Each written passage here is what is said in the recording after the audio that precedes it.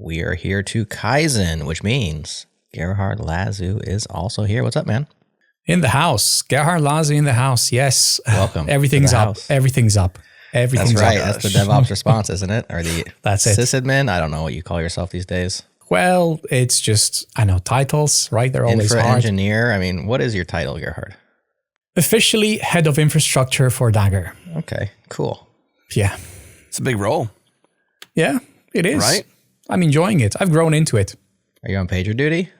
Always. I'm responsible for everyone that's on pager duty. Okay. And I'm responsible that pager duty is set up correctly and that we are alerted when the right things go down. So yeah. So you literally use pager duty. No. Oh, no. It's the placeholder. It's for, the Kleenex. On call. Dang. Was Yeah. that a burn or was it just a fact? It's a fact, yeah. It's okay. a fact. Well, I know it's a fact, but was it a burn as well? A burn? I don't sick know burn. about that. A pager duty burn? I don't know. Maybe. Okay. Maybe. I never really loved pager duty, I have to say. And it's not what's behind it. It's like the whole setup. It's just too complex, I think. I will say this about it, because this is all I know about it. Great name. It's got a great name. Right. That's all I can say about it. I prefer Incident. Incident.io, I think that's even a better name. When there's an incident. Really? Why? Because we don't have pagers anymore? Pretty much, yeah. Who has pagers? That's true. I guess it's a terrible name, but Well, now it's just a page that person, which means call that person or email that person or Slack that person or Zulip. just get a hold of them however means possible. Yeah, exactly. So, and if anything, if you only use a pager, it means you don't have a backup. And if something goes down, you definitely want your whatever's monitoring to have multiple layers of redundancy, right? Well, you can just wear two pagers. You know, they slide onto your belt, so you can just clip a second one next to it. But it's using a single network. So you need redundancy, you need cell phones, you need emails, the whole thing.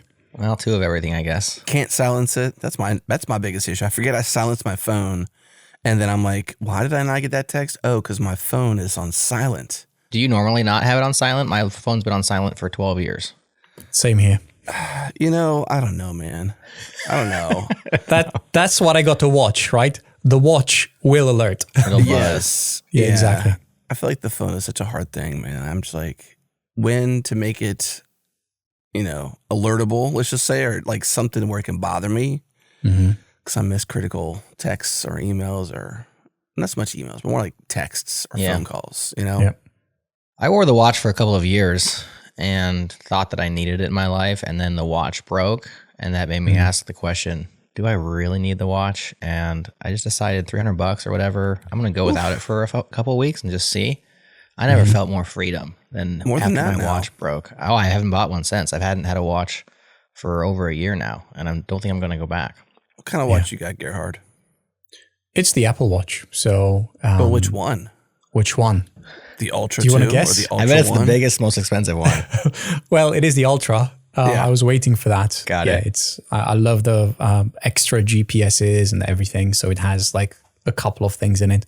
Ultra 2, that would be the new one, and this would be the backup. Everything. That's what we're working towards. But I do like, especially when I drive, I love Apple Maps. That integration is really, really good. Yes. Not sure if you've tried it, but when you have to take an exit or you have to take a turn, it just vibrates. It's very, very helpful. Yeah. I'm with you there, but I'm not with you there. I feel like I like the Apple Maps and I go there, but I use CarPlay instead rather than the watch. Let the car be the alert. And she'll just talk to you. She'll just be like, take your next right. Or just pay attention to the map. Yeah, but you got to pay attention to the road, Adam. Also, you got the game on your handheld. You got to watch the game while you're driving. That's right. I'm playing PlayStation 2 while driving, and that's a Fast and Furious throwback, Jerod. Oh, I thought maybe it was a Silicon Valley reference. No, man. I got more in me, You're not a Deeper single pop trick culture. pony? This guy Do you has more remember than... Fast and Furious, the very first episode or the very first, I guess, movie? That's the one that I remember, yeah. Before the race, the kid was playing PlayStation. It was actually PlayStation 1.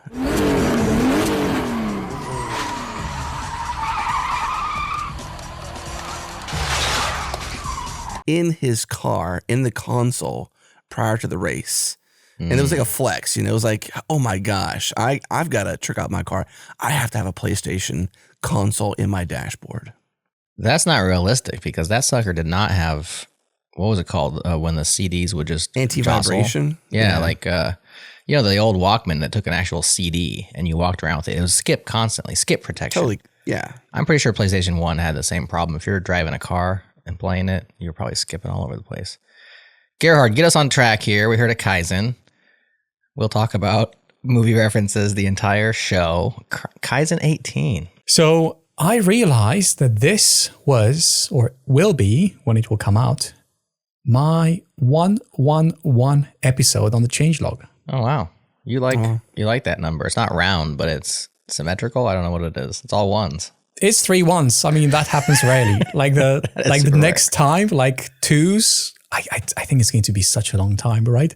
If we only do the Kaizens, I think that will last me to the end of life, honestly. That might. Yeah. I mean, 2.5 months, like 111 divided by 2.5 months, that's a lot of years, I think. How many Kaizens do you think we'll make it to before one of us, kicks the can? Well, hopefully we'll get to 100. That's what I would like to see. We'll get to 100 at least. 100 would be awesome. Yeah, I mean, we won't stop like ship it at 90. This one has to go to 100. That's right. That's what I'm thinking. Wow. So we got 75 more episodes to go. And that's, I think, what is it? 40 years? 75. No. Let's just acknowledge it and move on. Yeah. Yeah, it's a lot of years. That's a lot. What about yours? Do you know, like, what episode appearance this will be for you? Mostly all of them. Well, we could look it up easily because it's on the person page. Yeah. It is, yes. I love that page. I don't know if anyone is aware of that, but if you've been as a guest to the Changelog, or even if you replied, I'm not sure about that part, but it will show all your interactions or all your references exactly on the Changelog. So I use that quite a lot. So changelog.com / and what is it for the person? Person/slug. Person. All right. Gerhard. Damn. Cool. So there you go. 110 episodes. So I've been on 909 episodes. 909. Wow. Yeah. Wow, that's a lot. Yeah, 909. Yep. Crazy. So this will be 910 for me, or maybe 911 by the time it comes out. Oh no, Wow. because Wednesday shows Adam by himself. So this will be 910 for me. Yeah. Do you think this is the year that you'll crack 1,000? Is this it? Good No. question. 3 a week. No. 3 a week? Yeah, no. 3 a week times 50. Yeah, I will. Yeah. But we're get there. It's February already. Oh, Yeah. that's true. Yeah. I keep thinking it's the start of the year. It's March, actually. Time is compressed. Yeah. Maybe. Yeah, so it's possible. Maybe our final episode of the year will be the 1,000th. Wow. Okay, and 802. What happened there? How come do you have more episodes than Adam? What's this all about? News. He's got a hack. I was on JS Party for a and while. news. JS Party and news. Yeah. Okay. All right. So I'm winning. There's All no right, so catching me. far. Yeah, let's see if Adam can Or catch up. losing, depending on how you think about Yeah, I it. guess I couldn't catch you, could I? It would probably be pretty hard to do You that. could take over news if you want. It's like it's not worth it. I mean, Funny news. Funny it's- news, maybe. scaling is a people thing. So let's talk about something that happened.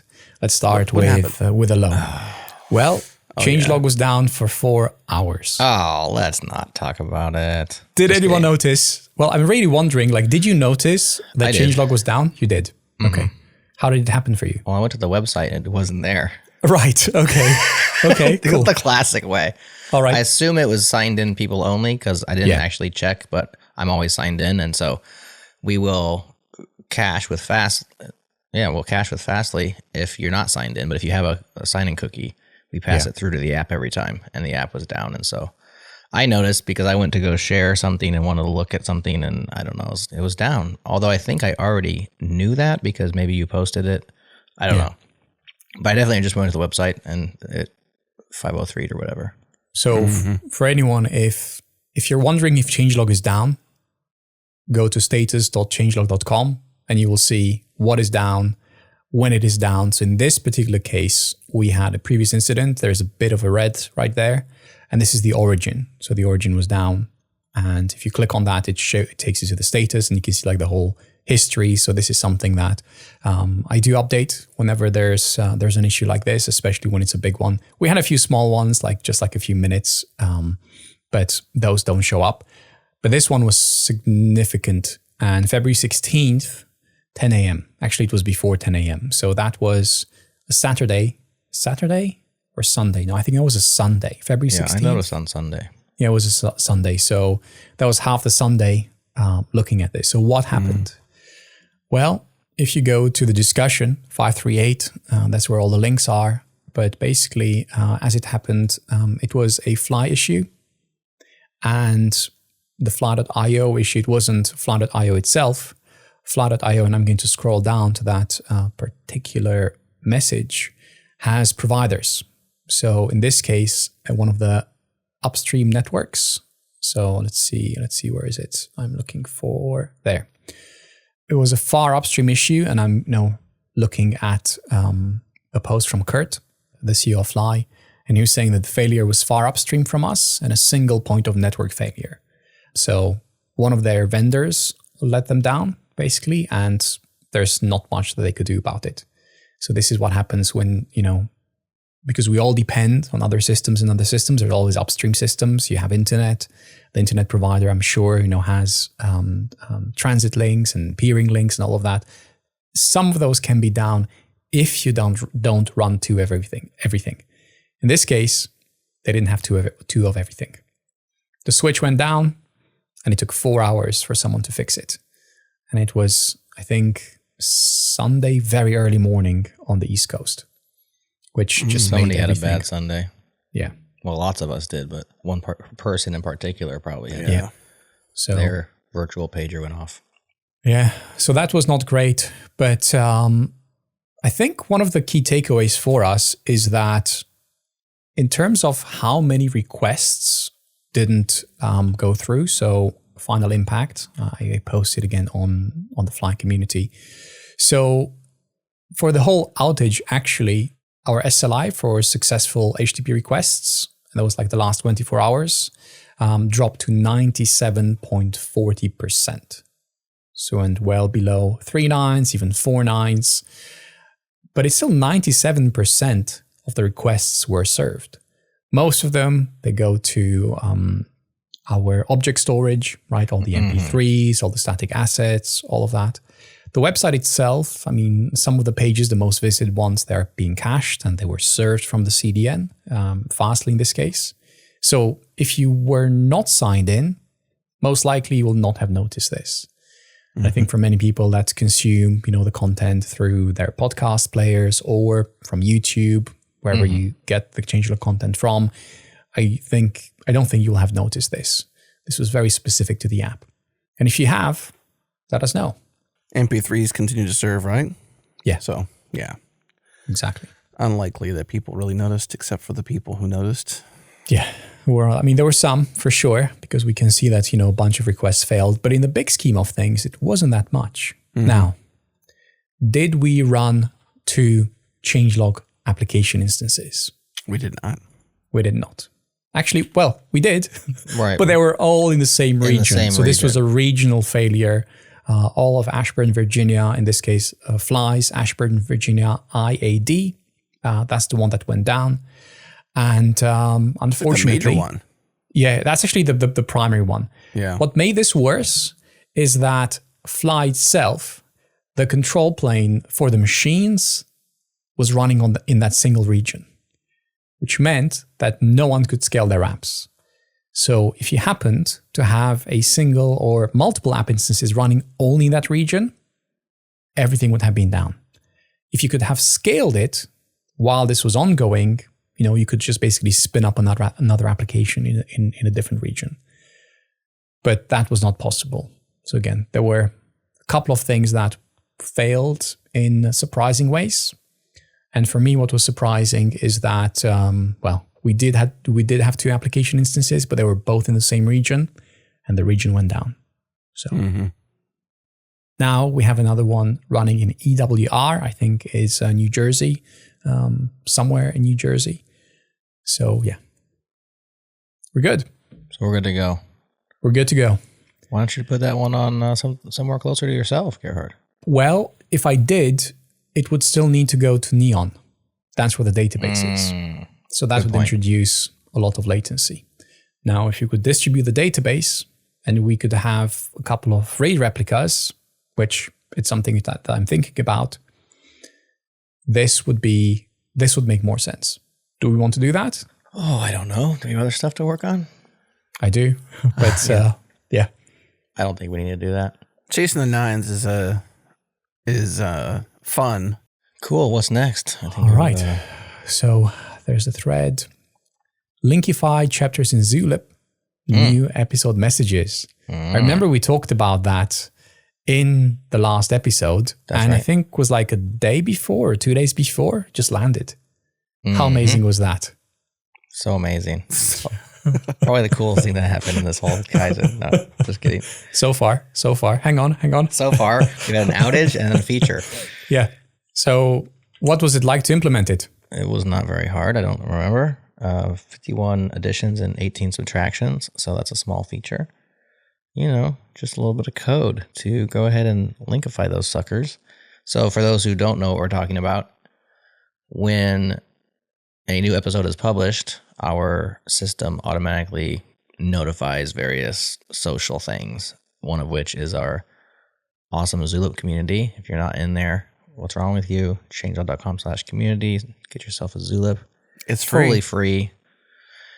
And you'll be able to chat about the shows after they come out. And so every time a show comes out, it posts in there, hey, new episode. It has the summary, the title, and the link to listen to it. And we've also now embedded the chapters as markdown tables. And that was already there. That's not this feature. What I didn't do prior was I didn't linkify the actual chapter timestamps. So you could click on a timestamp and immediately start listening to it. And so that's what I added, was I made those timestamp links. So you can click and listen from that spot, which was requested by the both of you on the last Kaizen. And so since we have a 3-day turnaround between recording and shipping each episode, I actually shipped the feature out, I think, prior to that episode dropping. That's amazing. Like I said, it was half an hour of coding. But it's useful. Yeah. Those are the best features, right? A little bit of work, lots of value. Exactly. I'm wondering if anyone else is using it or if they noticed it. And what do they think? Useful? Good question. Let us know in the Zulip comments. Useful? Useless? Or do we revert it?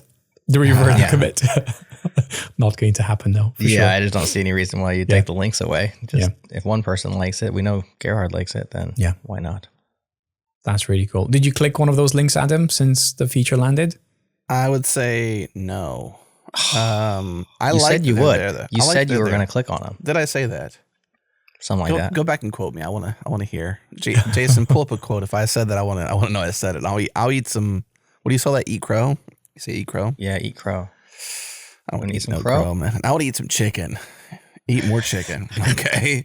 I do like the feature being there. I think that I'm just a go there and do it kind of person, not the stay here and click around kind of person. Although I do like, what I like about Zulip and what I like about what this offers, I believe, is that we tend to have thick conversations, much thicker than we had in Slack. And so one of my biggest excitements, I would say, if that's even a word, happiness levels, pick your 8:34 in the morning word. This is an earlier recording time, as you can probably tell. I'm going to do a network chuck. Drink your coffee. Are you apologizing for your lack of sharpness or what? Yes. Yes, I am. I am not very sharp in this The conversation must be boring. Jerod, that's what it is. We're not good hosts. Adam's boring himself over there. That's right. Jeez. No, I was drinking the coffee. All right. Well, did you bring some crow? No, I got more to say. What I enjoy, if I couldn't tell, I'm getting there, is that how thick these comments are in Zulip. So back to what Jerod said, you are missing out. Changelog.com/community. The quality. When you say thick, you're talking about the quality. Thick. Good. Yes. Sorry. I mean, is that not clear enough? Thick comments? Thick I'm just making it clear. No, thick comments actually means they're not very good. Yeah, people like are really? thick. Well, it depends if you like thick or not, I think thick is always better than thin. I mean, like, you go choose yourself a Reese cup or whatever, right? Mm-hmm. A Call what? Reese. You call it Reese. You pick your nomenclature for your Reese cups, man. I like the big cups. Okay. Did you say a Reese cup? What is a that? Reese cup? Can you show us, Adam? Can you show the viewers what it means? It's this, okay? That's what it is. It's big. It's big. Is it? Okay. They have a big Okay. cup. Okay, we'll call him Reese. My wife makes fun of me too. I used to say Nike.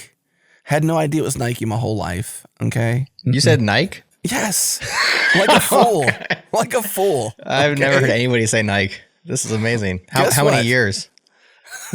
How many years did you say that? 35. 35 years of Nike. That's amazing. You never realized it till you were 35? I just thought there was two ways to say it. Oh, that's Back on track, guys. blast. You got me totally blushing way too early in the morning. Okay, anyways. All right, sorry. The comments are vast, lots. They are plentiful. They are thoughtful, and there's lots of commentary in our Zulip. And so I think what these back to the links, gosh, what they provide is if you are there and you're in conversation and you're using that table as a reference point, well, then you're obviously going to be able to go and click directly from there, which I think is super cool because you have the useful tool where the conversation's happening. So, Okay. Well, I found a quote from our previous episode. oh boy, Did you bring your crow?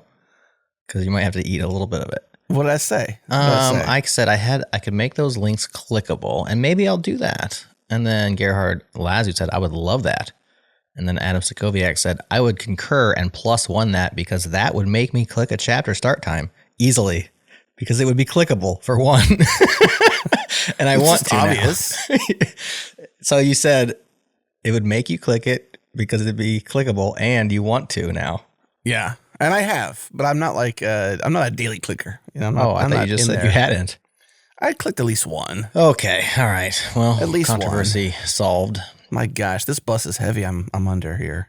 All right, so I just wanted to close that loop, and then we can move on. So I love this feature. Great job, Jerod. He uses it all the time. I use it daily. I'm a daily active user of this feature. Awesome. So yeah, so that was a good one. I enjoyed that it landed. We will talk about the YouTube videos for sure, and that's going to come up. We can talk about it now, by the way, because really, that's for me. That just like took the highlight in terms of features. Okay. So once the video podcast landed, that was Yes. just so amazing. So Okay. I am still watching Adam's podcast, Adam's video with Techno Tim. Ah, I'm almost at the end. That was such a great conversation. Thank you, man.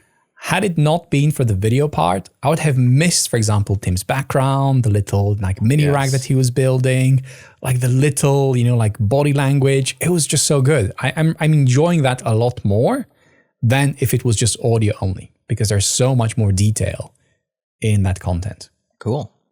Well, that makes me happy. Yeah. So that's the one that, again, and it doesn't often happen that I listen to a changelog episode from start to finish. I usually have parts, which is where the links were coming in very handy. Yeah, chapters. But this, exactly like the chapters, but this one episode, I'm like near the end, and I just cannot wait to see how it ends.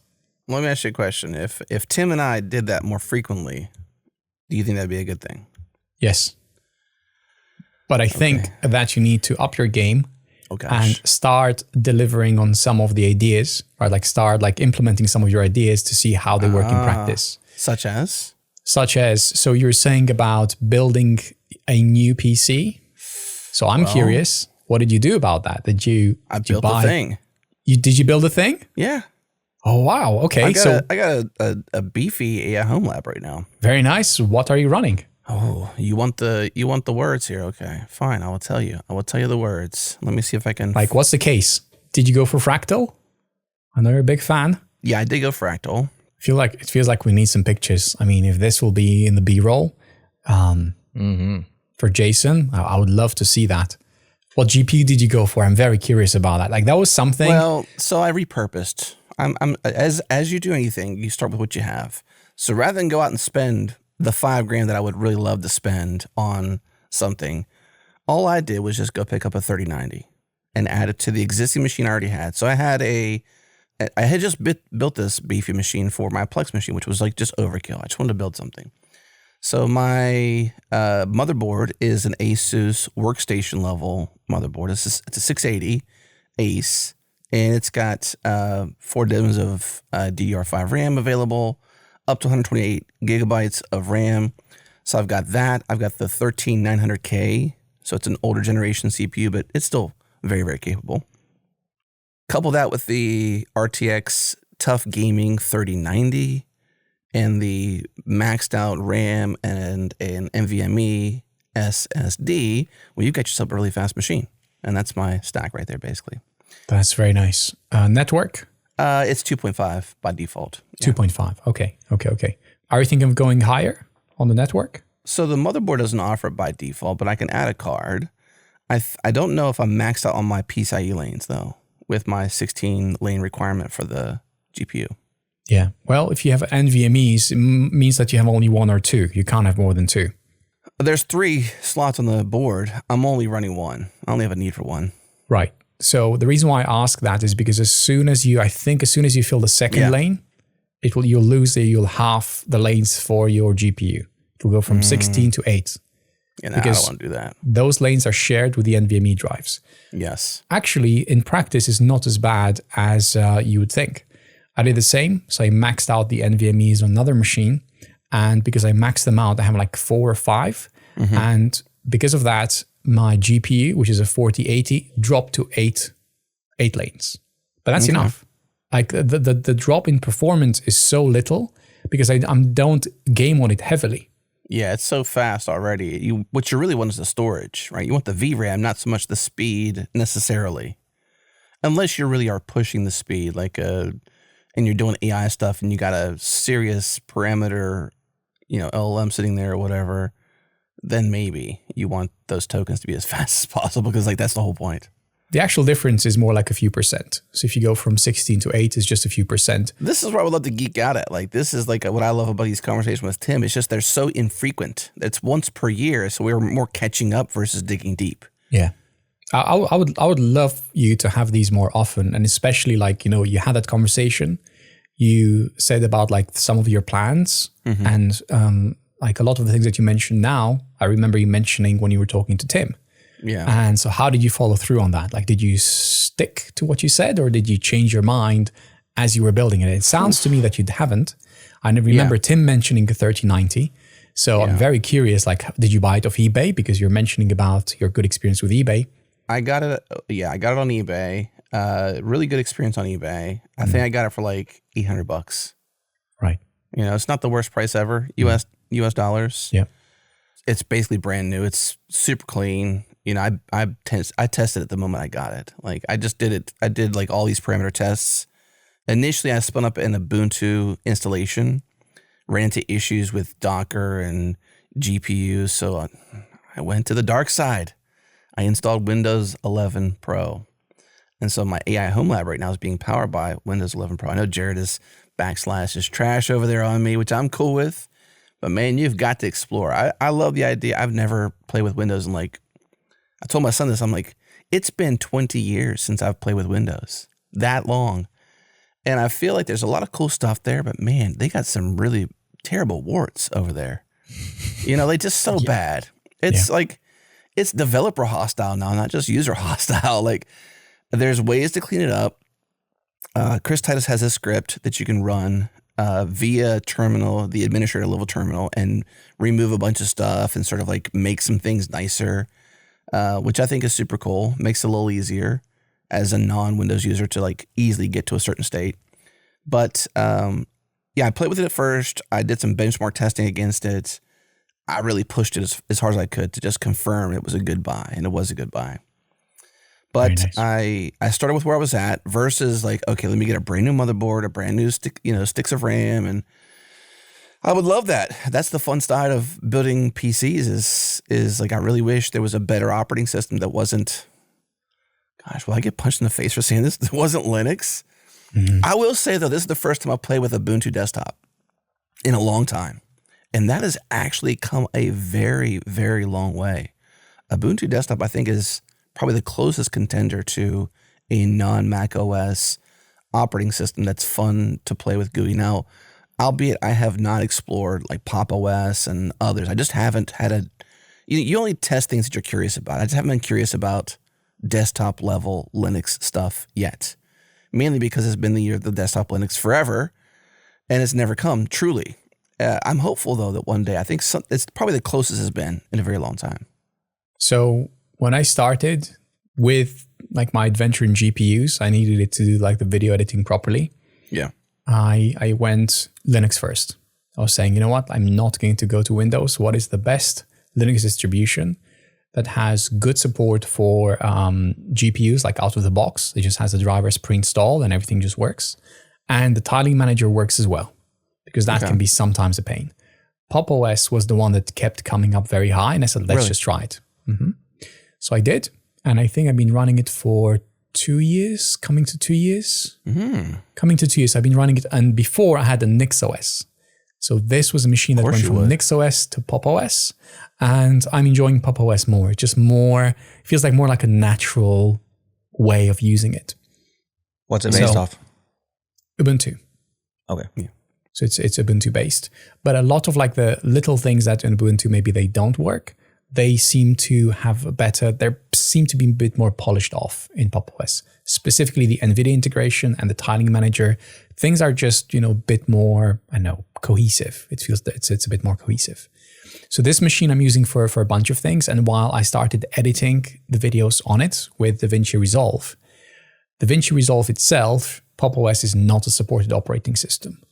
And then I was forced to go to Windows.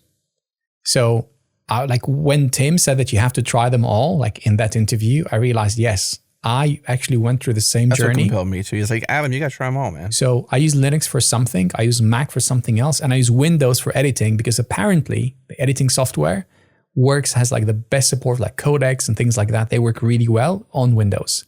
The operating system itself, oh, wow. I don't know what words to use that would be politically correct, but also accurate. They make it so hard to do everything. Manage your own user. Like, even manage your own user. There's like control panel and there's user accounts there. Then you've obviously got system settings or just settings, which you have those things there. It's like there's like 3 places to do pretty much anything. And you got to do 3 things to change one thing. And they're all in different places. And some of them are legacy-looking applications. Good luck even finding it in the sea of things you can find. I just think that somebody there is not empowered to fix it, or somebody doesn't care.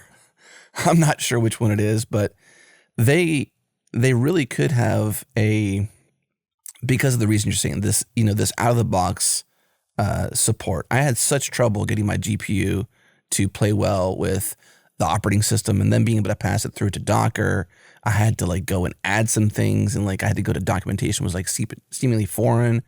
I just felt a little lost on Ubuntu Linux to try to get the initial state I wanted to be at, and that's my default. So I didn't try to go to Pop! OS or explore, and I could have, but because I had that conversation with Tim, he's like, you should try them all. So I was like, well, I tried, Windows 11, and not the worst, but man. Like, even I felt successful just SSHing into it. I had to post this video to our general channel, and then Jerod had to go in there and backslash me. Cool. Love that song. Just because I was like, it's such success to SSH into the machine. You had to go and install the OpenSSH server. The client was there by default, but the server was not. And then I think my original username had a space in it. So like when I was SSHing into it, like it wasn't Adam, it was just something else. I don't know. Trying to find my slug for my username even. I don't even know if I found it. I think I luckily found something to like swap it out and restart SSH server, and I was in. Well, if you have multiple NVMe drives, you could always dual boot, and you could try, another Linux distribution. I can recommend Pop! OS. They have a new graphical manager, I think Cosmic. That's new. It's not as stable, but I hear very good things about it. So they rewrote it, everything in Rust. Apparently, it's amazing. I haven't tried it yet. I'm still like on the old one. What are your thoughts on WSL 2 and how it integrates? Like I haven't explored that deeply, but I have a lot of hope that there's cool integration. Like, One thing I know I can do is I can SSH from one machine to another, rsync files from that via Ubuntu in WSL2 on Windows, and I can like run Linuxy things, or if I have an operating system or whatever installed to WSL, a distro, I should say. What's your experience there with that? I tried it. It's okay. I mean, it gives you a close enough Linux experience. It's much better than it used to be before. PowerShell, I just can't get along with it. I just wouldn't use it command prompt. Seriously, that was like 20 years ago. The thing is still around. So yeah, legacy, but I think good legacy. So WSL2, I think it's a good feature, but Windows itself as an operating system, as a package, like the outer package, just feels wrong to me. And I use it only for specific reasons. Yeah. So DaVinci Resolve, I have a decent experience with that. If I had to do this all over again, I would get a Mac, like an Ultra 2, an M2 Ultra, or an M4 Ultra when they come out, like a really powerful CPU and a GPU. But the RTX, like a 4080 or 3090, that is the level of like hacking that you just don't have in the Mac world. So I just wanted to try it out. It was okay. I mean, the Windows workstation, for example, that has a 4090, it's a very loud system. Like really, I don't think people realize how quiet Macs are. Whether it's a laptop, whether it's a studio, whether it's a mini, they're like whisper quiet. And this first Linux workstation, which I built, it's a fanless one. The PSU has no fans. Like there's no fan in the system, and I love that for it. I love it for that. For example, the NVMe that has no spinning disks, which is just like silent, a great fast and silent. Yeah, exactly. So it's a great feature. In comparison, the Windows machine is just the opposite. It's just loud. It's just hot, very hot. It's a 1390 KS. It's like the top of the range. Okay. 13 series. The KS is overclockable, I believe. Exactly. Right? Yeah. It goes all the way like to 6 and something. So we have the gigahertz. same CPU then. Yeah. Except for you got the overclockable version of it. Yeah. It has also like 192 gigs of RAM. So it's like fully maxed out. NVMe, like it's like a fully maxed out, or it used to be a fully maxed out PC maybe about a year ago. So yeah, it's okay. But like trying that world, it is my editing machine. And I love when Tim said that, right? You need to have roles for your machines, and that's what it is. And if it was to break down, that's okay. There's like another machine to use to replace it. So your comparison though, the fans and the noise level, I think so. The exploration for me is not okay. And I think for now I'm like, yes, let's make this a creator PC of some sort. Let's explore this world. I don't know if I'll stay there forever, but I'm enjoying the exploration. I'm not enjoying it because it's Windows necessarily. It's enjoyable because it's new territory. It's new found. How does this work? Does this fit for me? If it does, where does it fit? I will 100% concur and agree that, wow, this machine, its fans just spin up opening applications. It doesn't need to. It's got this beefy CPU. So for whatever reason, the front 3 fans spin up for 10 seconds, just enough to hear it. And it goes back down and it kind of cools off. Or if you ask a big question in Olam or whatever, it's obviously going to spin up for the duration of that question. So it's by design doing that. Will the Mac world supersede this in a smaller, easier package that's silent and less power hungry? That's cool. What they're doing there is super cool. Yeah. But you can't build it yourself, and it's so sad. I know. Anyways, we can probably move on, but I think that's what I love about building PCs is just the exploration of the hardware. How does it work? What works together? Yeah, me too. And I think we're at a stage where it does make sense to have a few lying around. Have a Windows machine, right? If you have to do testing or anything like that, use the Linux machine. I think it's a very eye-opening experience as to what is possible. And then, if Mac is your default, or if not, if you have the opportunity to get maybe a Mac Mini, do that as well. And then you will find the one that you love and the one that's your daily driver, and you have a couple as backups, when something goes wrong, because it does. It does happen. Cool. Yeah, man. Well, talking about podcasts, because in video podcasts, because that's how we started, I don't think we finished. There's like so many new features around YouTube and around content on YouTube. I think the reactions have been mostly positive. There was a whole Zulip discuss about it, which I don't contribute to many, but this one I did contribute to. And February 1st, I even got some love hearts from a few of you, Nabeel and Marsh. So thank you very much for that. But what do you think about launching video podcasts? Like, how was that transition? How was that new chapter? I think it's going pretty well. I guess I don't consider it to be over with. Maybe it is, because I guess a lot of what we think about is production workflow, and we're constantly trying to improve that and make it better. I would say that we successfully went video first now, and we have systems in place that we can do that reliably. I had to build a few things. And we had to figure out a lot with regards to chapters and timestamps and how we handle the videos on YouTube versus the podcast episodes and audio. And all the nuts and bolts, I think, were fine. Like, we just kind of figured it all out and did it. Nothing really was too difficult there. The response has been positive. I think a lot of our audio listeners have a little trepidation because they think, is it going to become a YouTube show? And, you know, they never want to listen to it on YouTube, which I don't either, honestly. We're doing this for people who like that kind of thing, like Gerhard, I guess, and others. And I acknowledge that you all are out there, and we appreciate that you are. And we want you to watch it on YouTube, which is why we came there. But our existing audience, very few of them find much value in the videos, I think, or the ones who at least are vocal don't. And I get that. And of course, the trepidation is like, well, will the audio suffer? And will we start to like pull a thing up on the screen and have reactions to it without explaining what we're looking at?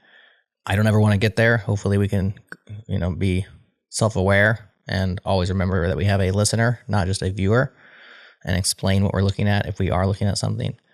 So for them, I understand, because if you love something and it's changing, you just hope that it doesn't change for you for the worse. And so hopefully we haven't done that. I think we've had most people who had trepidation, at least so far, have been fine with the change. They haven't noticed much of a difference. For those who love video podcasts or watching conversations on YouTube, because is it a podcast actually? I guess YouTube thinks it is. We're there now, and people are watching. You know, we get 500 to 1,000 watches on a video. We hope to grow that. And no real complaints there, I don't think, besides your random YouTube troll, which we've had trolls our entire career, so we don't feed them or care about them very much. Mm-hmm. That's my initial thoughts. Adam, anything to add or subtract? I ran into, because I was actually talking to my son last night. I was like, dude, because my son's 9, and I'm about to give him an Ubuntu desktop machine to play with. I'm going to start teaching him Linux. And I was like excited because I had just SSH, like literally maybe earlier that day, SSH into this Windows machine. I was like, success, you know?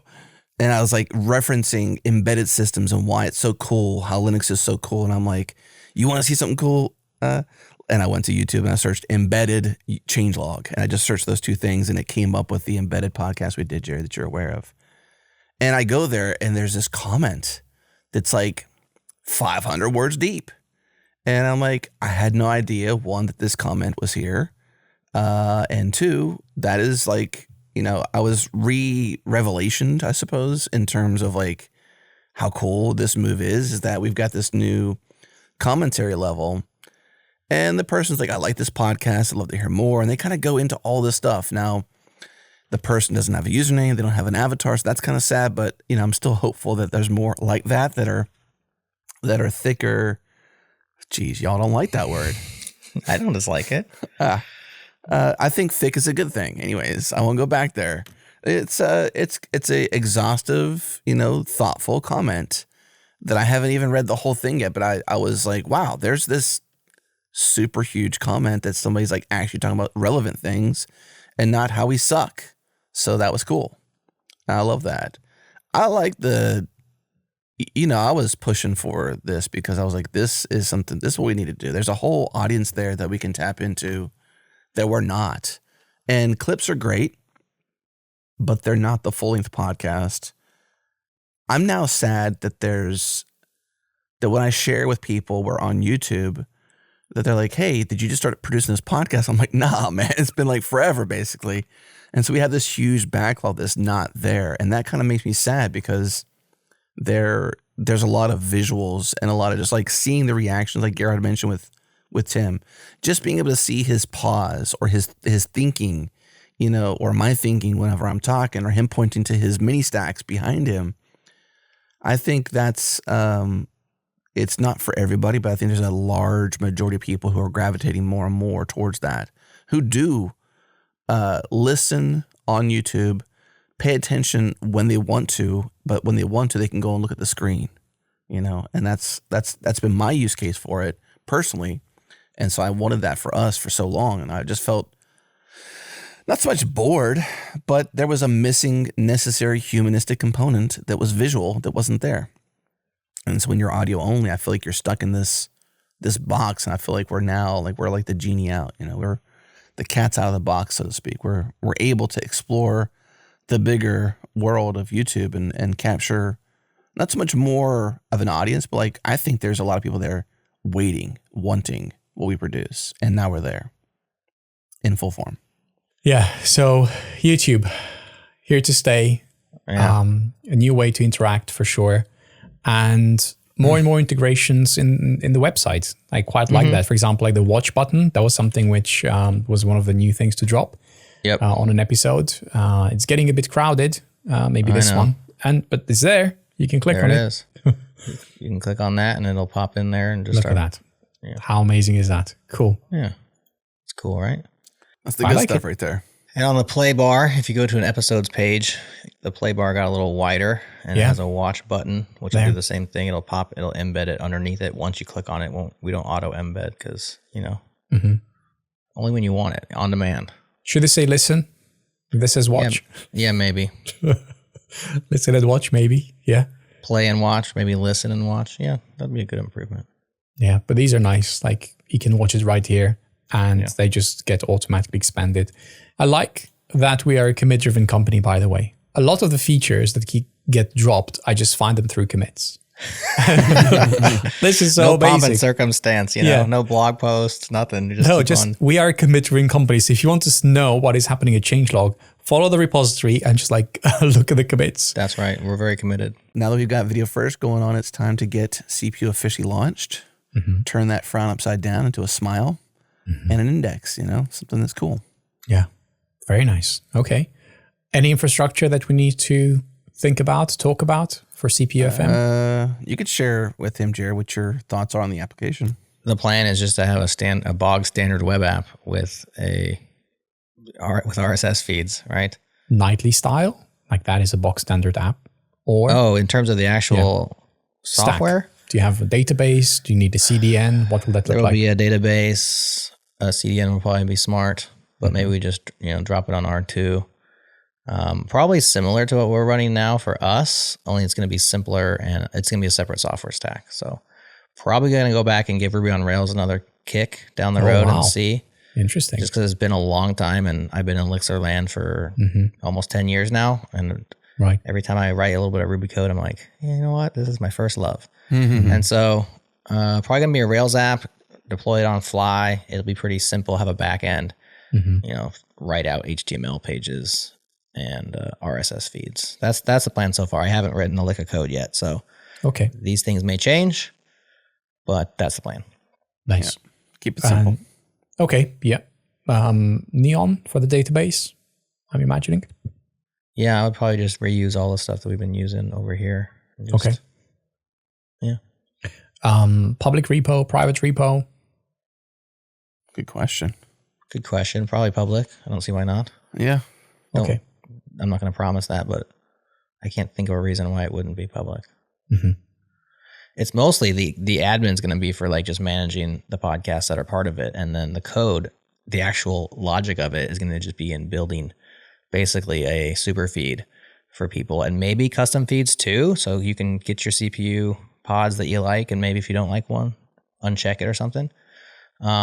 I built that already for us, so rebuilding it over there would be straightforward. Okay. Which will require user accounts, of course, but or would it? Maybe not. I don't know. I'll have to figure that out. But that's the plan. Pretty straightforward. Not much code. I don't see why we wouldn't open source it. Unless I'm really bad at Ruby now. It's been a long time and It's I'm embarrassing. embarrassed. I think that's more of a reason to open source it. You can ask for help. Contributions welcome. I haven't typed Rails new since probably 2015. Wow. So I'm kind of excited to just type Rails new and see what happens.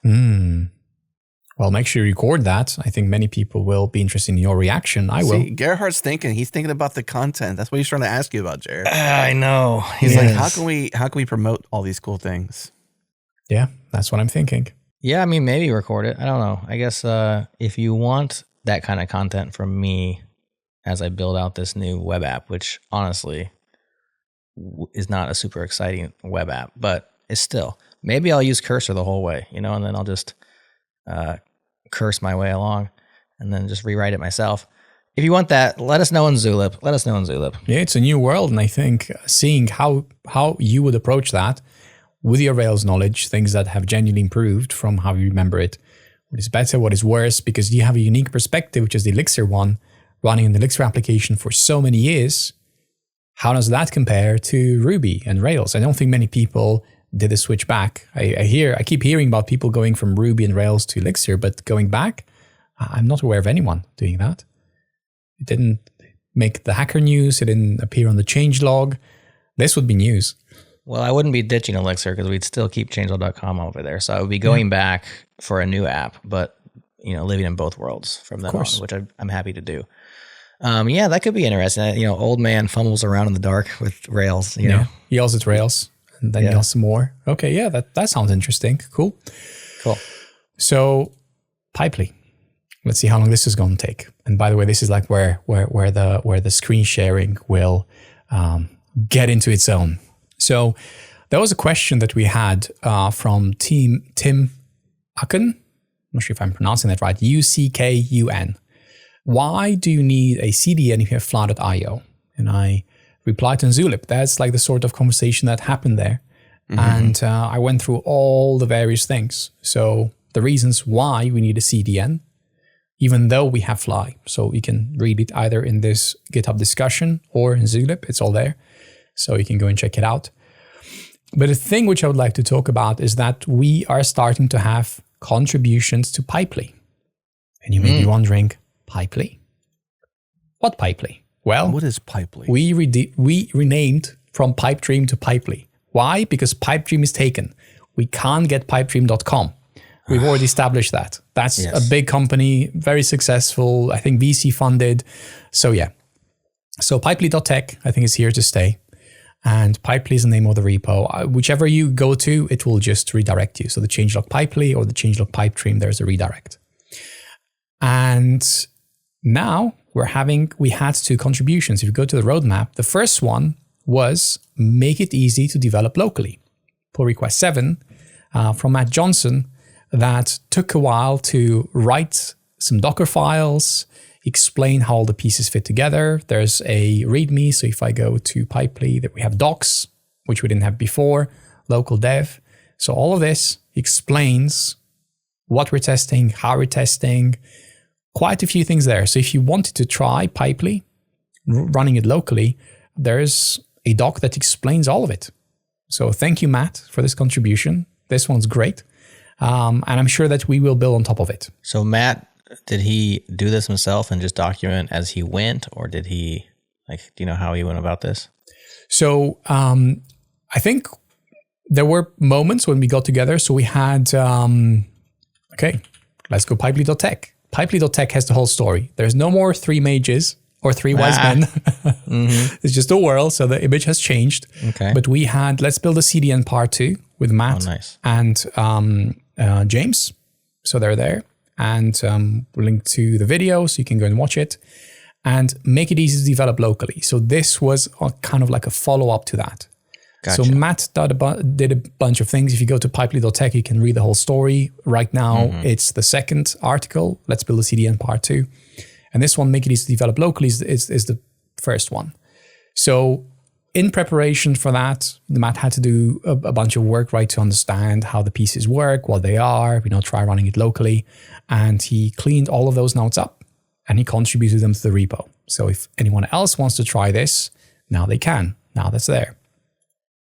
So let us know what you think. So that was one. The second contribution, which was completely unexpected, is resolving the varnish TLS issue. So this was a big issue. This was a big issue, and we went deep. So Nabeel Sulieman, he's someone that you may remember from a Ship It episode. We talked about the K-cert. It was a simpler alternative to Cert Manager that Nabeel wrote because Cert Manager was too complex. And I forget which episode exactly it was, but you can go and look it up. So he heard us talk about the issues that we had when it comes to varnish connecting to TLS backends or TLS origins. And he wrote something that solves the problem. It's called TLS Exterminator. And now Pipely is using TLS Exterminator to connect to origins that require TLS termination. How does it work in a nutshell? We now spin two processes. We now spin varnish and TLS Exterminator. Varnish connects to TLS Exterminator, which then that proxies requests to HTTPS backends. And that does the TLS termination and all of that. So with that, we can now, if I go back to, actually I was here, with that, we can now add feed backends. Now these URLs, they have HTTPS. We could disable it. We can go via HTTP as well. This is something to discuss. Do we want to disable it? I think we should keep HTTPS on. And if we want to keep HTTPS on, we need a component that terminates TLS between varnish and the origin. So keep TLS on? Yeah. All right. So we're keeping TLS on. Great. Because again, HTTP currently is available, but I think we should disable that. So it's HTTPS only. We learned quite a bit with Nabeel about why Varnish doesn't have support for TLS. So if we go to Varnish cache, why no SSL? There's a page on Varnish that talks about why SSL was not implemented. And you may be thinking, who wrote this? Poul Henning. If anyone doesn't know who Poul Henning is, let's look him up. This was 2011, by the way. TLDR, before we move on, it's OpenSSL is too complex. And when it comes to the implementation, if this was implemented in Varnish, which would have complicated the code significantly, the SSL proxying would have required a separate process. And which is basically what TLS Exterminator is, a separate process. Right. The difference is that not only would have Varnish been more complicated, it would have been slower. Right? So like the whole code it does with SSL would have slowed down Varnish. And that makes a lot of sense. So who is Poul Henning? Poul Henning Kamp. He's a Danish computer developer, and he's known for work on previous projects such as FreeBSD and Varnish. So he's the guy that you can thank for FreeBSD. He had a significant contribution, and he is the top contributor on Varnish. Some would say Varnish is his idea. But what's really surprising, so let's go to Poul Henning again. And he has not a FreeBSD. There's that. Okay, so we'll go through GitHub. phk.freebsd.dk. So freebsd.dk apparently is his TLD, and he just has a subdomain. I think that's really cool. So apparently Varnish has a more license. I had no idea about that. And he's very transparent about the accounting. Like he runs a lot of the software behind the Varnish, like docs and a couple of other things. And he's very transparent about how he spends his time and how much he charges for it. And like how, like, I was fascinated as an open source project, how transparent it is and who contributes the most and things like that. So popping the stack and just going through who he is. So FreeBSD apparently, MD5 crypt, jails, nanokernels, time counters, and the bike shed. He invented the bike shed concept? Yep.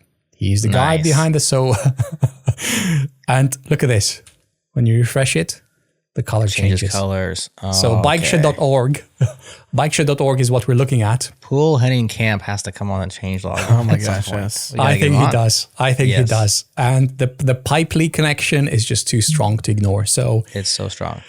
All right. So that explains why Varnish doesn't have SSL and Varnish Enterprise does, right? So there's like the whole commercial aspect. But Varnish open source does not have SSL, and there's a couple of ways to solve it. And we may have talked about this on a recording that's not public yet, so with Nabeel. So we will wait for that to land.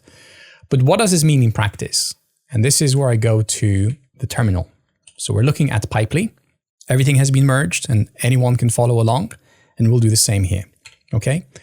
So let's do this. Alias J is for just.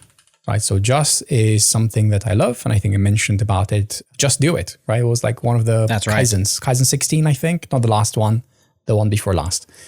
So there's a bunch of recipes that people can run, and just debug is the one that we'll look at now. This is in the context of Pipely. So Pipely, as you download it right now today, this is what it has. So what it does behind the scenes, it's using Dagger. And the reason why it's using Dagger is because it needs to create a specific environment with different tools, and it has to wire everything together. So we can use, in this case, we're using Dagger to publish, package the container and publish the container, even deploy the container. So deploys are a thing now. We have deploys wired up. So any commit to Pipely will go out and it will deploy a Pipely application. And we'll see that in a minute. But now I just want to look at debug. So what debug does, it adds some extra tools on top of the application container. So what are the tools? Let's just open it up and just have a quick look at what debug does. So debug, actually, I forget it's not here. It's in Dagger, main.go. So debug. So for example, we get curl on top of the application container, which has just Varnish. Tmux, htop, neovim, http stat, Sasquatch, which is an interesting utility. It's like watch with some extra features, gotop and oha. And oha you will remember, and then just obviously. So it's just a way to interactively debug the container and try a few things out without polluting your system. I think that's the key takeaway there. So let's just run that. Let's run debug. And the terminal function, it's what puts us in that container. So I ran the command, and right now I am in a container and I have a bunch of toolings available to me. So what are the toolings? If I do just, again, just is there. I have a couple of commands to run. I could run these things locally, but really I just want all that to be wrapped because typos and a couple of other things. So what would you like me to run first? Just backends. Just backends, the first command. So let's see what just backends does. So it just wraps Varnish ADM backend.list. Because Varnish isn't running, there's no backends to list. What would be a backend? Backend would be, for example, the changelog origin, the changelog application. A backend would be the feeds origin or the assets origin. So this is where backends get plugged into Varnish, and Varnish provides caching for those backends. Cool. So how do we start Varnish? Let's see if Jerod... Just up. Look at that. See? That's why we have something like this. So just up, boom, there it is. It's Tmux, it's a terminal in the terminal, so there's quite a few things there. So just backends, there's nothing there. And if I do just check, that's the one. It does the first request, it fails. And the second one, we can see we got a 200. Run it again, it's really fast. And again, this is messed up. All right, it will have to be horizontally. I'm sorry, it will have to be horizontally. So just check. It won't fit a lot, but there you go. There it is. We can see HTTP 200 OK. And we can see that the request came from, we got a hit. It's a second hit from local. So this came from Varnish. Cool. And if we do just backends, we see the two backends which are healthy. Cool. What other commands should we run? Let's do bench CDN. I think that's where actually bench origin. So bench origin, and you will recognize this. This is going to OHA, and we are benchmarking. Well, that's beautiful. Yeah, it's not as good as it runs locally. There's a bit more detail, but it's pretty decent, I have to say. So we have just benchmarked the Changelog application. This is what we're doing here?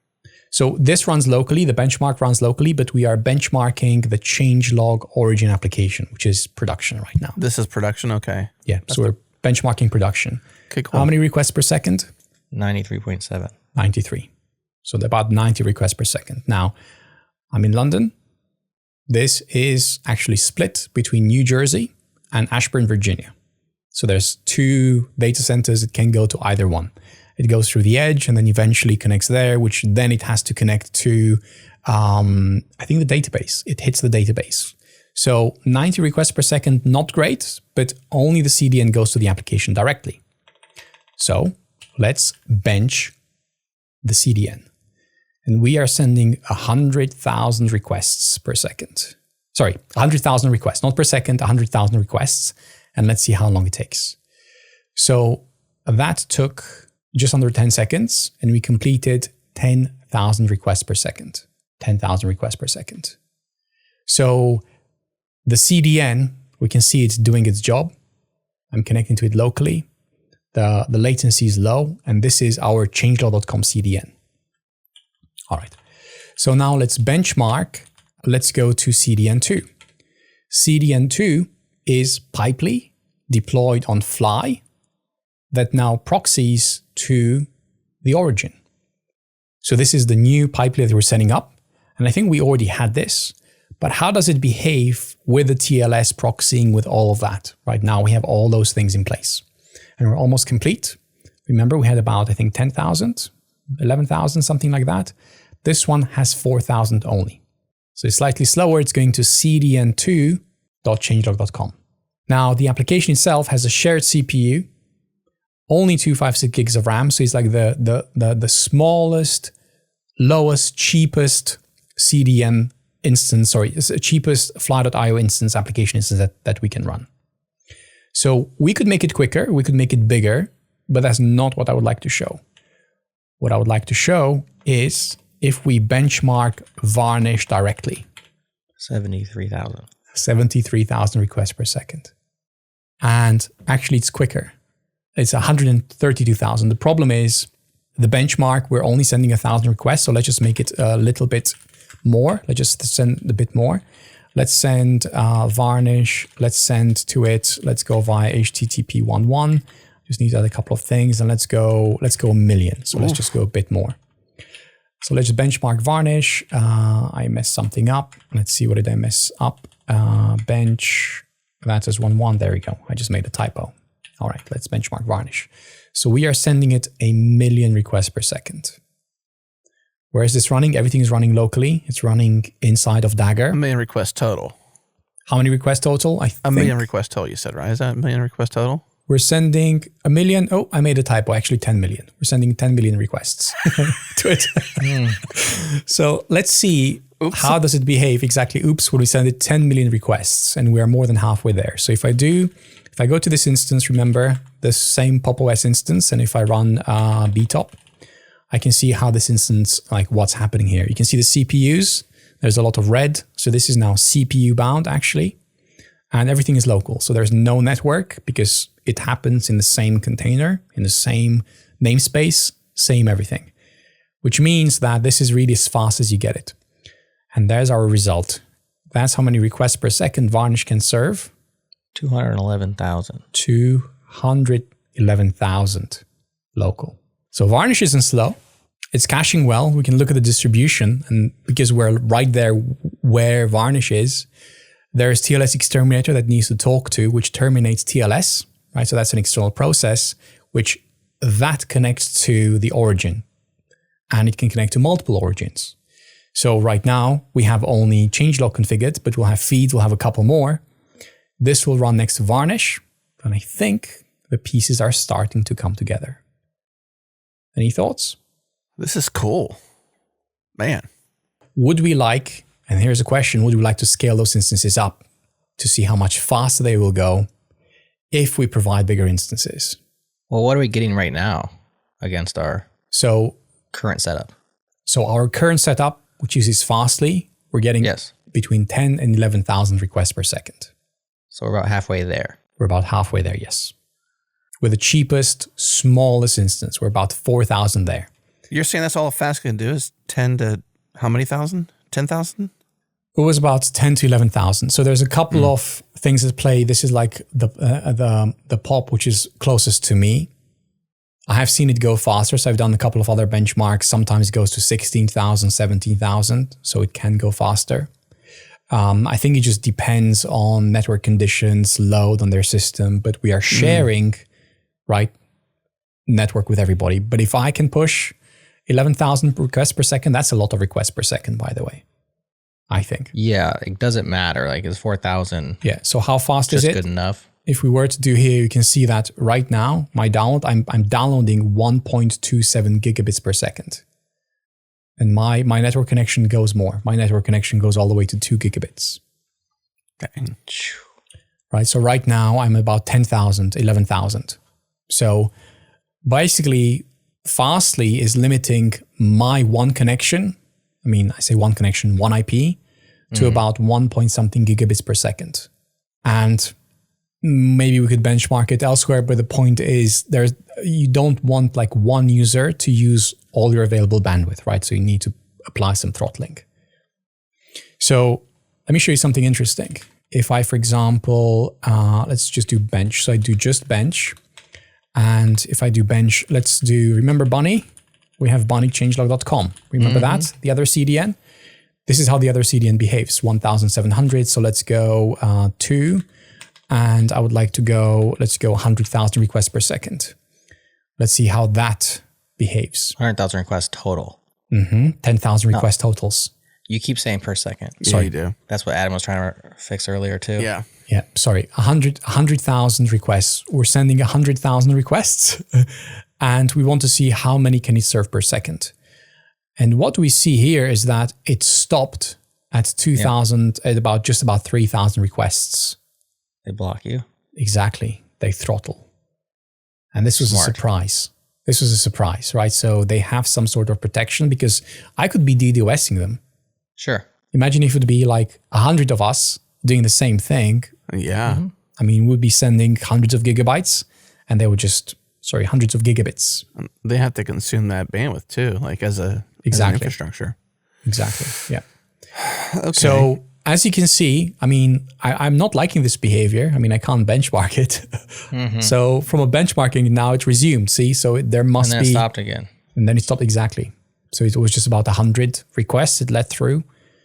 So it's just blocking me and then letting more requests. Are you doing this via an API key? How do you authenticate this? Is this just a... I'm not. I'm just hitting it as public like anyone. Okay, I was going to say, if you can do this via an authenticated way, then you can always just like pass a benchmark flag or something like that to get past this. Maybe, but so first of all, I'm just hypothesizing how I would build it if I was building it, you know? Yeah. I would allow somebody to benchmark my system because there's going to be times you want to benchmark your system. Yeah.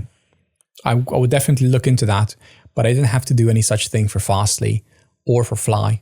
I could just send all the traffic. Is that a good thing, though? I wonder if that's a good thing because they're just like letting anybody just like benchmark them. You just sent 10 million requests to them. If they can handle it. I did, yeah. If they can handle it, yeah, I did.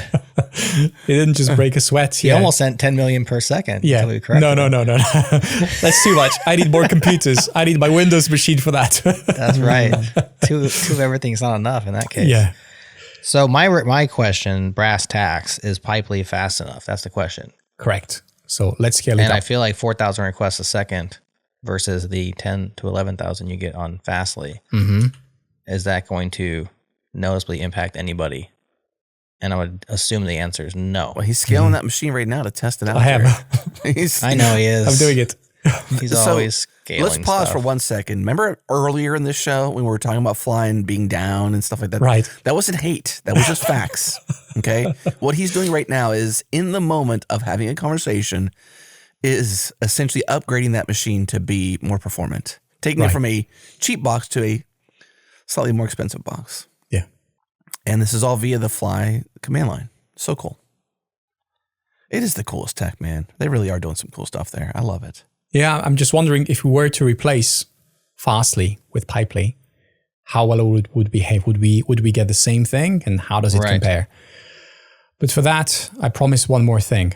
So I'm going to deliver on one more thing, right? All right. Did you notice anything different about my setup? Like in here in the terminal? No. Like looking at my camera, did you notice anything different? It's super black behind you. Are you in a whole different space? Well, it was black before. Yeah, it was always black. Better camera? Yeah, well, there was the black. It had some more detail, right? So before, the black wasn't quite as dark. Okay. Whoa. You just green screen yourself? Not quite. All right. So What's going on right now? So something just went behind your head, and it looks like Grafana. yes, Some sort of dashboard. Grafana's behind your head, Gerhard. yeah, so that's one of the early birthday presents, which I couldn't wait to open. Yeah, your birthday's coming right up, isn't it? It is, yeah, it is. I think by the time this will be out, it'll be out. All So right. yeah, If you're listening to this, it will find happen. Gerhard, tell him happy birthday. Thank you. I appreciate that. So I always wanted to have a big ass monitor, like really, really big. So big. A BAM, as they call it. A BAM. There you go. I always wanted to have a BAM. Bam. BAM, it's got one. And that's what happened behind me. Like the whole screen, like the whole background is actually now a one giant screen. This And is a what it real screen means- back there? Yeah, Is it a TV screen or is it it is a TV screen. It's yeah. a BAM. It's a BAM. Tell us more about It's this a I've big heard big of ass this. screen. Yeah, I've heard of this. So What is it? It's a Samsung S95D, Okay. and it's a 65-inch TV. So it's big. And what it means is that I can talk to anyone and I can see exactly what's happening across every infrastructure. Right now, I have the Changelog infrastructure running there. And do you see those spikes right there? Do you know what that spike is? You just now. Yeah, exactly. That's me just now. I did that. I created a spike. That spike is He's me. so proud of himself. I did that spike. Yeah. Yeah, you did. So that spike right there is the benchmark that went directly to Fly. Now, on the left-hand side, as you look at it, that's all the metrics coming from the Fly application, our Fly Changelog application. On the right, it's all a honeycomb. And because it's a bit blurry, you can't see the details, which is exactly what we would want, right? We don't want to advertise all the details. But really what's interesting is the shape of it. So honeycomb, I can't figure out how to automatically refresh. Grafana in Fly has that capability.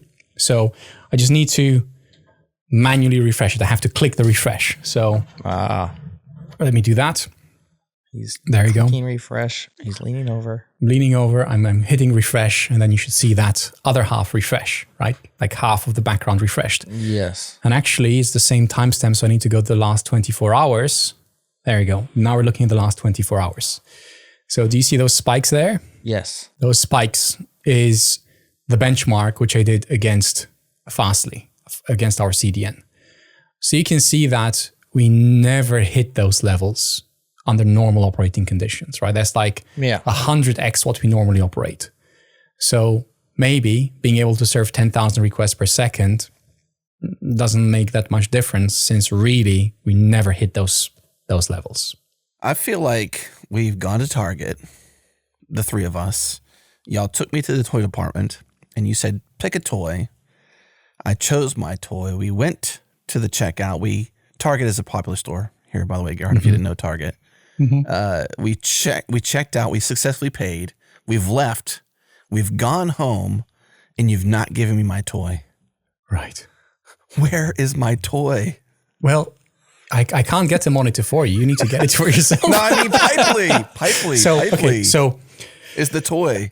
So Pipely, if you go to cdn2.changelog.com, it runs. It now uses a component that terminates TLS to origins, and now we need to add more origins. While it's half as fast as the current CDN is, we know that it can sustain all the load that we need to replace our CDN. So the toy will work. In terms of what comes next, we need to configure more origins. We need to get, for example, the feeds one, the assets one, and we need to scale the instances in such a way so they can handle the traffic. Right now, we only save the assets, or we only save the responses in the actual memory. So we need to configure disk. There's a couple more things, a couple more knobs to configure, but this is getting closer and closer and closer. I feel like the real toy is the Samsung S95D 65-inch OLED HDR Pro, glare-free with motion accelerator. Gerhard, that sucker is expensive, man. Well, that's a nice eBay, TV now. half price. That's what I say, brand new. So you just need to shop around. Do what Adam does, Okay. Do what Adam does, basically. Well, I was just going to let you know, my birthday is July 12th, All just right. in case you're wondering. Cool. Mine's sooner, March 17th. March 17th. Because while I wasn't really jealous of all your computers you were talking about earlier, But now you that are. screen is amazing. Holy cow. Yeah, that is So- my screen.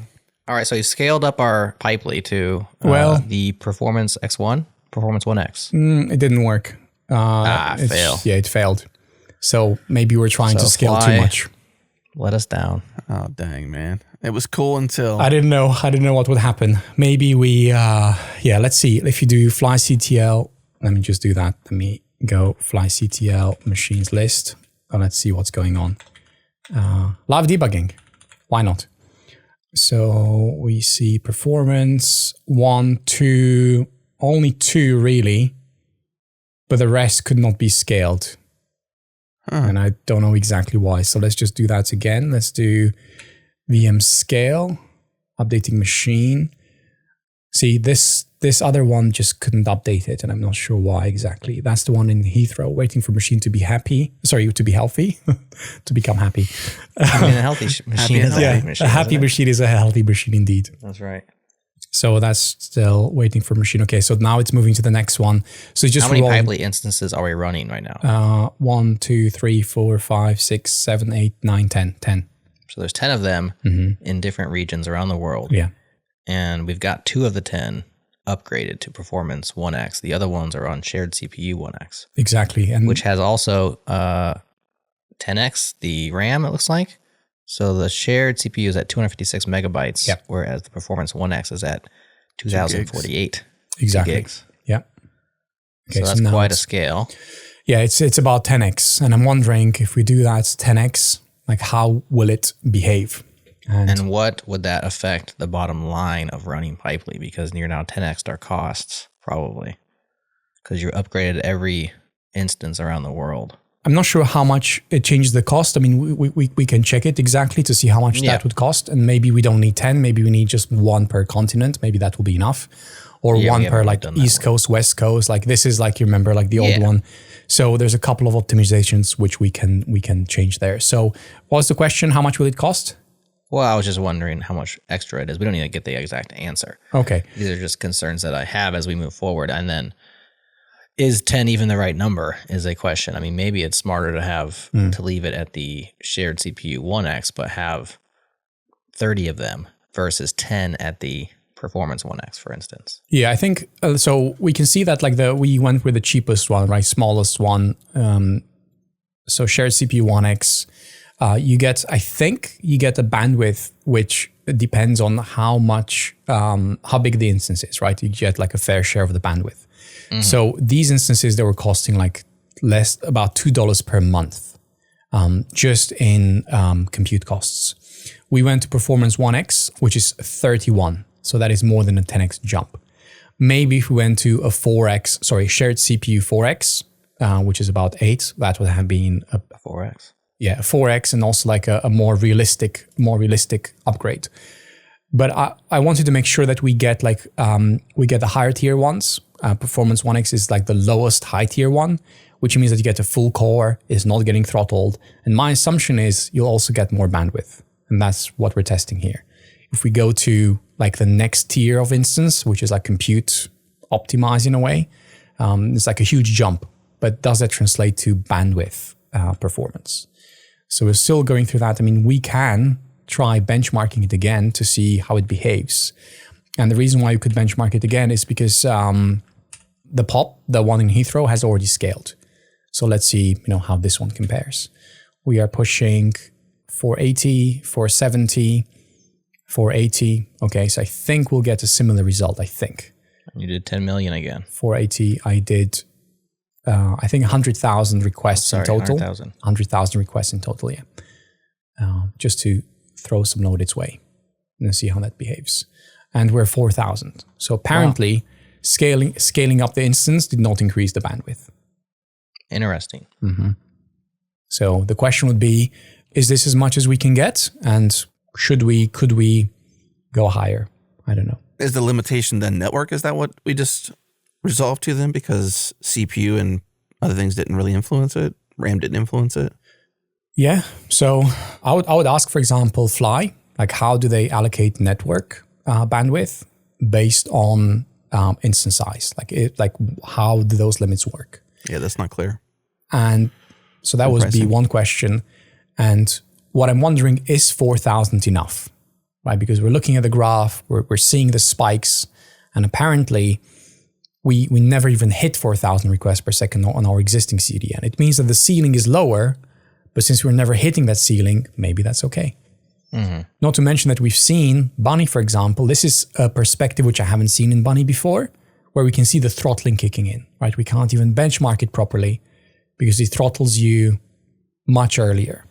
Mm-hmm. And I looked through the config, I went through the settings, like CDNs, apparently they're not all configured the same, which is why I was looking at Varnish to see what can Varnish do? Like where exactly is this bottleneck coming from? And are we okay with the ceiling? Is it necessary to have this this throttling in place? For who? For, I guess, just the system, the uptime of the system. The vendors. Yeah, it would make sense for them. I mean, for us, we would be at least temporarily Pipely would not have a lot of users, I would say. Like we would deploy Pipely on-prem, basically. Like it would not be a service we're consuming. Pipely would be software we deploy for us to use. Mm-hmm. And so do we really need throttling if we're our own user and we control our systems? Oh, I see what you mean. You see what I'm saying? Like, because Bunny has it probably as a safeguard because they're public. Whereas Pipely would be deployed for us in our use case, right? So we don't need throttling. No. It's deployed for us, but it'd be hit by randos around the world. True. Yeah. So we can get DOSed. Yeah, we could. That is a real possibility. I mean, you send us 5,000 requests a second, we're DOSed. To one pop at least. To one, yeah. Yeah, exactly. Yeah. So I think some form of rudimentary throttling makes a lot of sense. I don't think it would add very much in terms of software on our side to say, you can make it very rudimentary. This IP can only have so many requests a second. Mm-hmm. Done. I think then you're at least avoiding that low-hanging fruit. I haven't looked into that, but having this discussion is valuable. I mean, this is why, I don't think we can have the toy because we're still debating what the toy should be and how it should behave.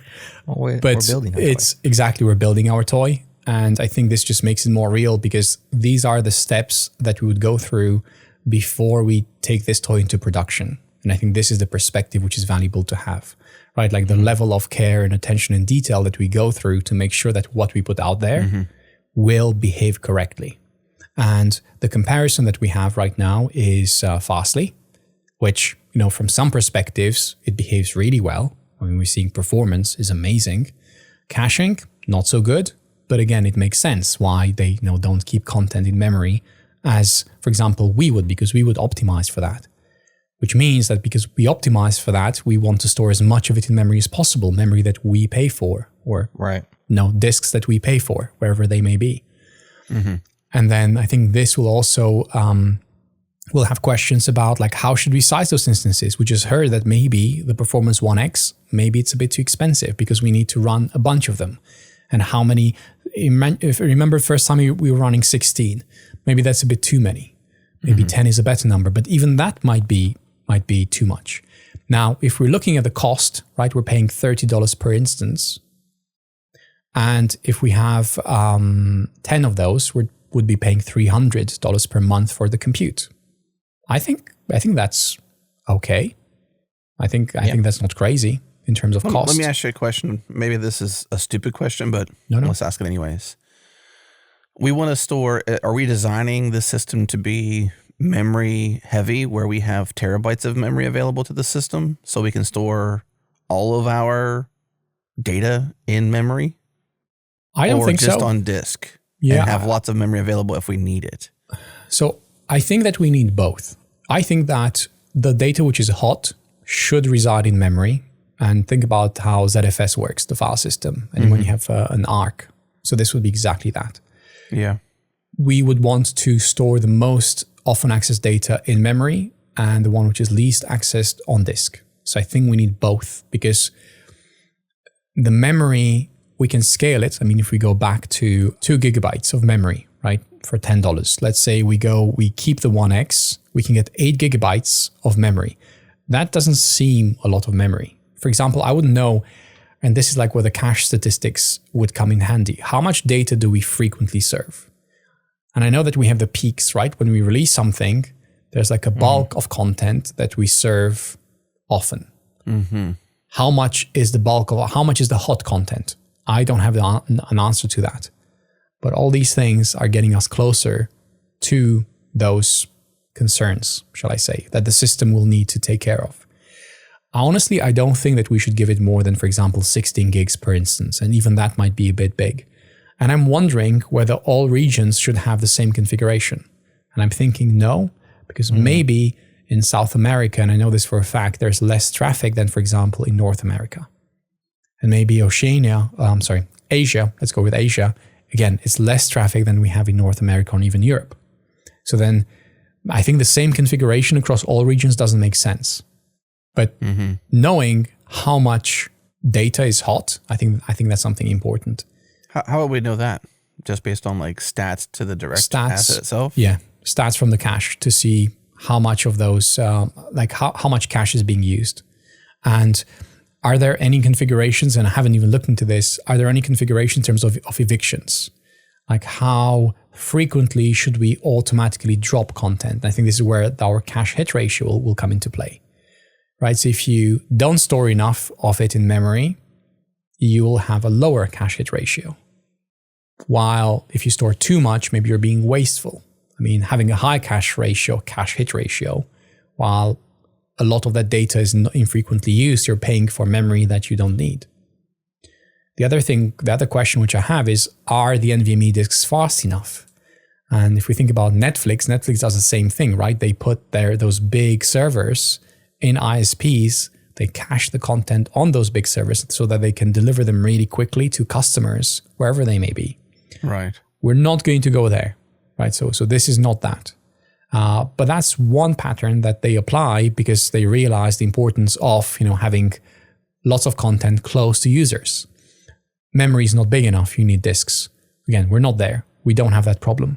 Well, we're getting there. I think we have some decisions to make as we go. I think, roughly speaking, the dog hunts, I think 4,000 requests per second, well managed, will be fine. Yeah. And I think we'll find out otherwise and be able to scale one way or the other around such issues. What else is left in Pipely's roadmap, as we look towards the future now? Because let's do next steps. So I think that now we are finding the place where we can add feeds backend. Feeds backend, and we also need the static assets one. So I would add both. When we add them, we need to figure out, do we store all that in memory? And I think the answer is no, because especially static assets, they'll use a lot of memory, but maybe disk. And I think we should look into that. Can we configure different backends? Like, how does that work? We're basically getting to the hard part of configuring Varnish for our various backends, and each backend needs to have a different behavior, I think. So that's something to look into.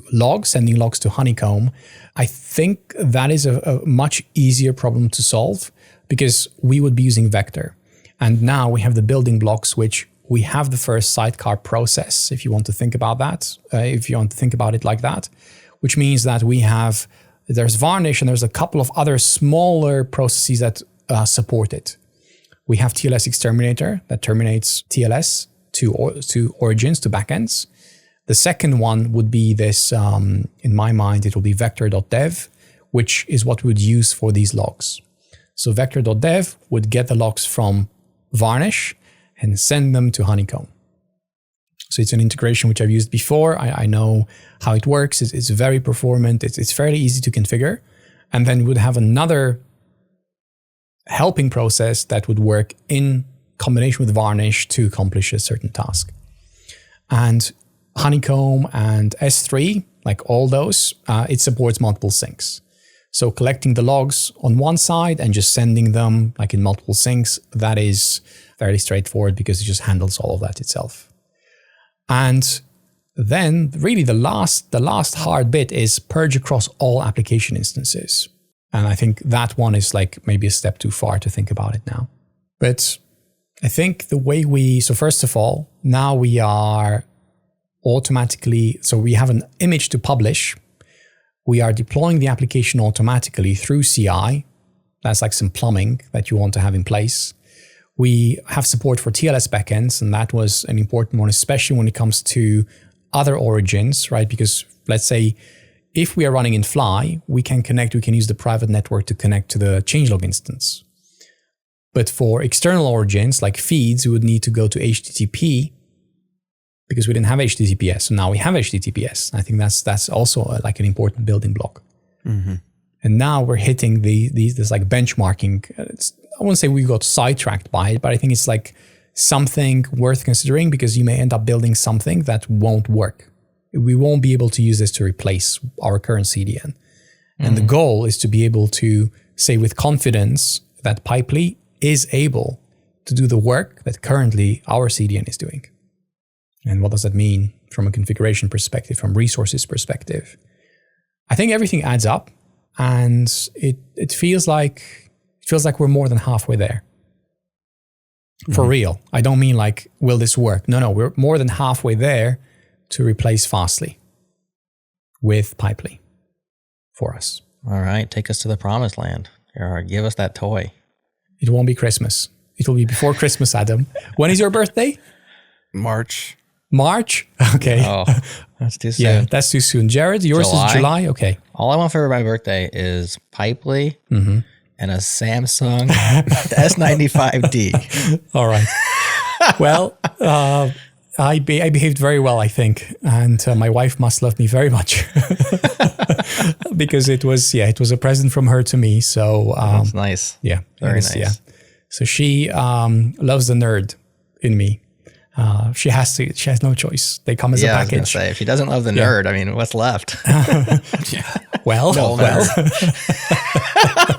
that's what you see, Don't answer Jerod, that. but this is on the show for that. Don't answer that. Well, that's cool. I love this exploration, though. I like that that there's possibility to run your own thing like this, to configure it to the way we want to. I mean, to zoom out, the challenge has been that it's been hard to configure Fastly, not as a CDN, but as a CDN we need. Our particular use case. It's not that Fastly is not good as a CDN. It's just that it has not been highly configurable by us. It's been challenging over the years, mainly just because they're, I think, designed for different customer types. We're a different customer type, and we've been holding it not so much wrong, but it's just been a square peg, round hole kind of thing where it's not perfect for our particular CDN needs. I think we've had lots of cache misses over the years. Like, why is our stuff not cached? Yeah. It seems like it should be. We're not prioritized as a thing to serve because of the way the system works. And that's just it. And we're designing something that serves that kind of system, where it serves the data, holds more in memory, has more available to it, is not a miss. That's right. Which I think is cool. Very cool. Man, this tooling you built is so cool, man. I can't believe how cool this stuff is that you built, man. It's really awesome. Thank you. It's coming together. It's and I love the TV too. Yeah, it is like a well-rounded experience, right? So the idea is to be able to have the TV on. Now it's a bit bright and it's running a little bit hot. I can feel it. It's not winter yet. I don't need heating in the office. It's the end of the winter, but I'm able to see a lot of metrics. I think that's something that I always loved, to be able to see how things behave and when they misbehave, to be able to see and understand at a glance what is wrong. Are we getting DDoS'd? Am I running out of memory? Like, which instance is problematic?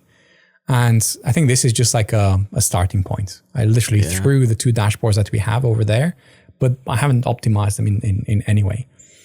And I think having something like this just makes it a more I don't know, like breathing living system.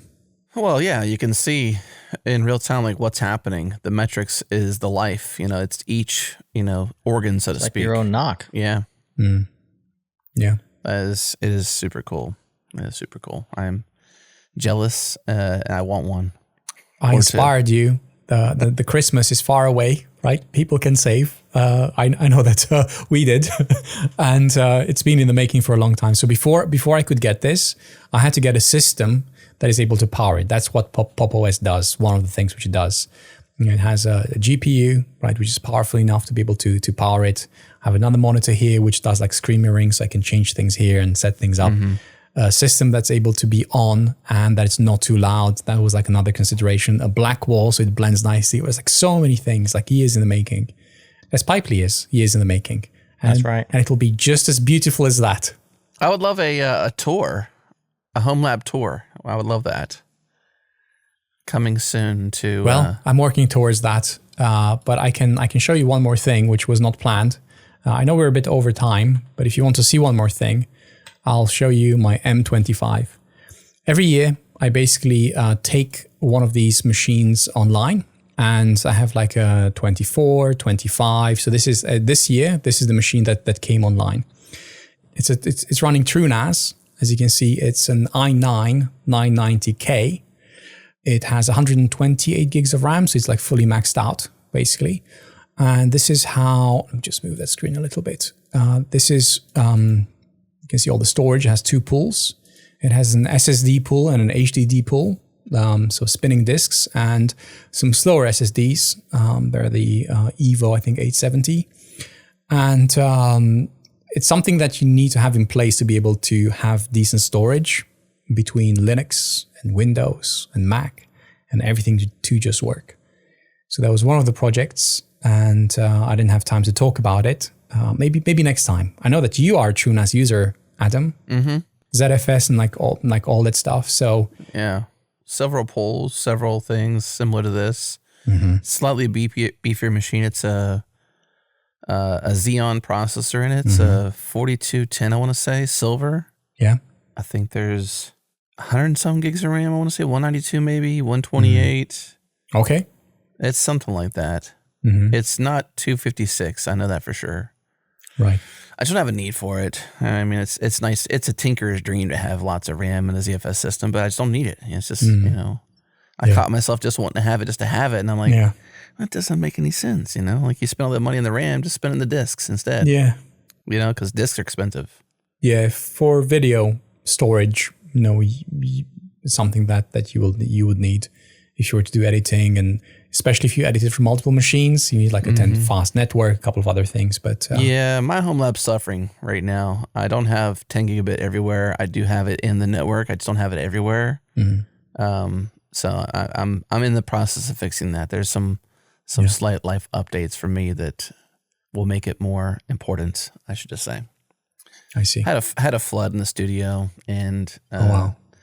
Okay. I don't think I can stay here anymore. Let's just say I got to go home.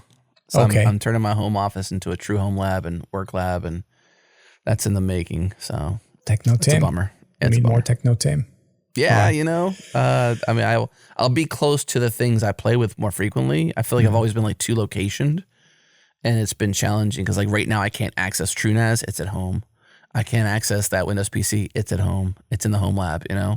Yeah. And I've just sort of like stripped away more and more here to the point that it's like it doesn't make sense to stay here any longer. Well, your background will change. It's a pretty cool background that you have. Yeah, that's the thing. I got to make sure it's video ready, and that's I got a month to do that basically. Well, and I know we went a bit long. I know we covered a lot of stuff. I dig this. I love it. I'm glad you showed this stuff. I would love on Make It Work. Do you mind if I promote that? No, go for it. Go for it. Yeah, go for it. I would love to see a tour of whatever you can share. It could just be iPhone. It could be low produced. I don't really care. I just want to see what you're doing. Because, what I love talking to Tim about in particular, one, I like him as a human being. He's so cool.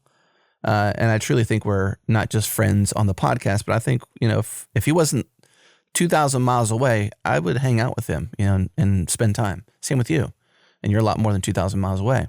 Yeah. But there's not many geeks I can meet that like nerd out on hardware. like you do and like he does and a couple others do out there that are friendly in the world, like Tom Lawrence. We met him years ago at a Microsoft something or other, I think, in New York.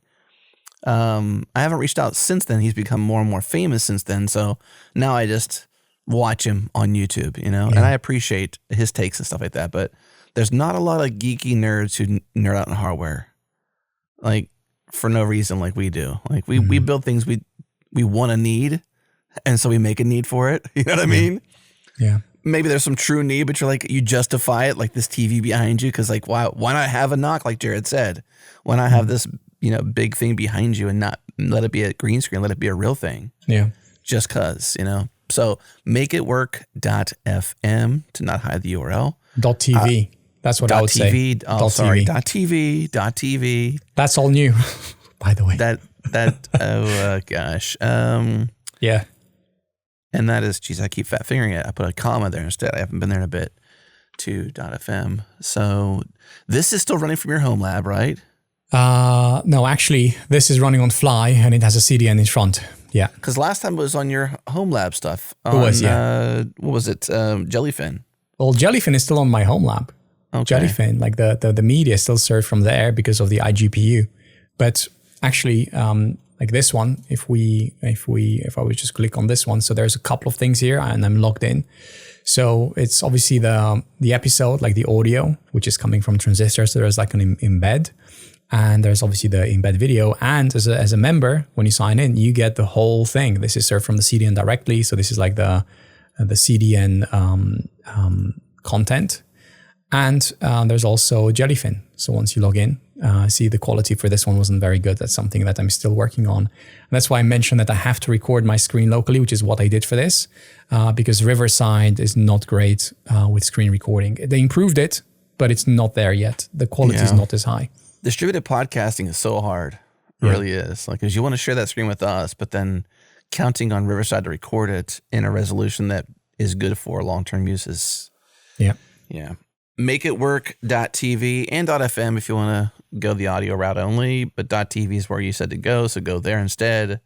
Yeah, man, I want a studio tour. I want something.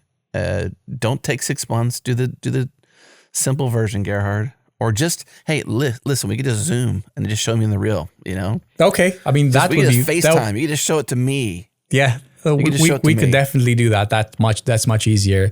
It's the whole like backlog that I have to go through. Yes. So I'm still working on that. It took me such a long time to find like a good editor, and I think I finally have him. It took me at least 5 months of proper searching. Yeah. To get someone that I'm also able to afford, because this is still like everything self-funded. But it works. And I need to make it work before I can, you know, but even like makeitwork.tv, now there's subscribers and there's like all even like members, like people can pay for it. So that's up and coming. That was something new. I want to put you to the spot, but we did talk about CPU for you. So I'm hoping you're still excited. I am. Yeah. We're making steps. So maybe I'm keen to be part of that. I just did not have time between everything. And same, you know, we really I've been focused on getting like the agreement solid. I wanted to make a solid promise and have it be clear to folks. And so I think that's like a simple thing, but understanding your terms between the people you're going to serve, I feel like is you got to examine that and have clarity there. And so cool, man, this has been a fun Kaizen, a deep Kaizen. If you've stuck around to now, holy moly, I'm not sure what's getting cut, but wow, you are a trooper. You're a super fan, and you should be a ++ member. I'm not going to force you, but changelog.com/++. It is better. Bye, friends. See you in the next one. Kaizen. Kaizen.